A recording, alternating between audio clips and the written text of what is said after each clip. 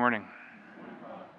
Father Michael had his birthday on Sunday, and we had this marathon birthday celebration from Thursday to Monday, where we had people over, we went out with the staff, which is all sorts of stuff, and it was make it stop.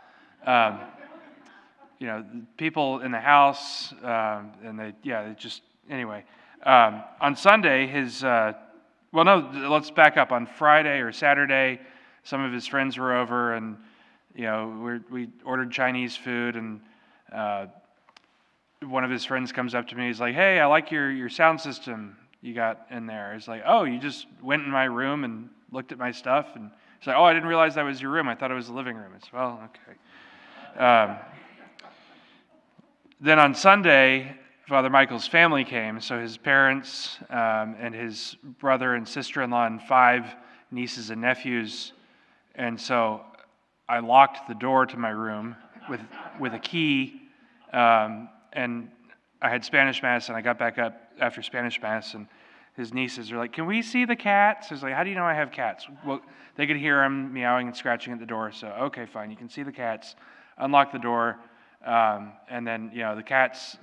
Of course, they're cats. I mean, they're not normal cats. They're good cats. But Tony and Claire are terrified of children, so they run and hide. And then Frank kind of puts up with them for a little bit, but then he's done. He doesn't want to have anything to do with it anymore. So, all right, put Frank back in the room. And they're trying to follow him, and they're no. I'm closing the door. I'm locking it again with the key. You can't go in there. And they left a mess, crumbs all over the floor. And so I get the vacuum out, and Father Michael's mom's like, "No, I'll vacuum. They're my grandkids." Is like, "No, just let me do it." And then anyway, my nieces and nephews came. My whole family was here at Thanksgiving, and same thing. My 1.5-year-old nephew, who is the most mobile 1.5-year-old I've ever met, is in the laundry room opening cabinets. It's like, "No, that's where all the poison is. Come on, get out of there." There's all these adults that know how to take care of children in the house. Like, well, one of you please not let him in there. But anyway, Jesus says there are many rooms in the Father's house. There's rooms for all of us. There's rooms for you and me. There's rooms for Jack and Nathan. Yeah. I'm watching you. There's room for Samuel. There's room for Lucy. There's room for Anthony. There's room for all the little munchkins, of which there are many today. There's room for you, Matt. Yeah. There's room for all of us in the Father's house. There's rooms for the outcasts. There's room for the people that we look down on. There's rooms for the prostitutes and the drunkards, and there's rooms for everybody in the Father's house. But there's a catch. We have to recognize that Jesus is the way and the truth and the life, and nobody can come to the Father except through Him. So there is room in the Father's house, but we have to acknowledge that we are fallen and that we need to trust in Christ. There is room in the Father's house for each and every one of us, as long as we play by the rules, right? That's the case with any house, right? You got to play by the rules. If you don't, you get thrown out. But the rules are simple.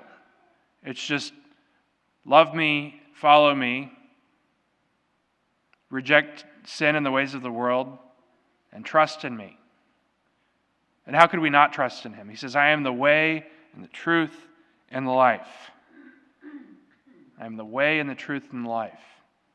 We have to trust in Him. We have to acknowledge that we cannot come up with our own way. We cannot come up with our own truth. And without Him, we cannot have life. And so in the Father's house, there are many rooms. There's room for all of us. Even you noisy little munchkins back there. Hey, turn around. You're always quiet when I'm talking to you out in the narthex. You're going to come up here and sit with me. Bring my golf cart up here. You can sit on the golf cart. They always want the golf cart, except they're scared of it because it makes noise. But anyway, so in the Father's house, there's room for each and every one of us, even the noisiest little munchkin, even the most, decrepit, old. I'm going to stop before I put my foot in my mouth anymore. But there's room in the Father's house for all of us. We just have to do His will. We just have to conform ourselves to Him. We just have to say, I acknowledge you are the way and you are the truth and you are the life. And without you, I can do nothing. Without you, I know nothing. Without you, I have no truth. I have no way. I have no life. And so I trust in you.